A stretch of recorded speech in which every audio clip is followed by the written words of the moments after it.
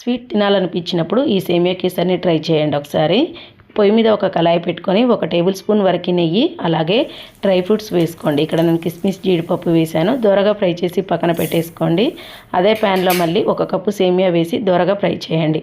1 కప్పుకి 2 కప్పుల వాటర్ వేసుకొని బాగా మరిగించుకోండి. ఫుడ్ కలర్ కొద్దిగా, అలాగే మనం వేయించి పెట్టుకున్న సేమియా వేసి బాగా ఉడికించుకోండి.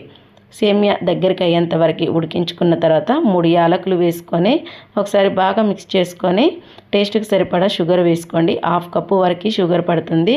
6-7 స్పూన్ల వరకు షుగర్ వేసాను నేను. ఇలా వేసుకొని ఒకసారి బాగా మిక్స్ చేసుకున్న తర్వాత మనం వేయించి పెట్టుకున్న డ్రై ఫ్రూట్స్, అలాగే కొద్దిగా నెయ్యి వేసుకొని స్టవ్ ఆఫ్ చేశారంటే వేడివేడిగా సేమియా కేసరి 10 నిమిషాల్లో రెడీ అయిపోతుంది. చాలా టేస్టీగా ఉంటుంది. ఒకసారి ట్రై చేయండి. మళ్ళీ మీకు ఎలా కుదిరిందన్నది కామెంట్ బాక్స్లో కామెంట్ చేయండి. అలాగే రెసిపీ నచ్చితే లైక్ చేయండి, సబ్స్క్రైబ్ చేసుకోండి. Thank you.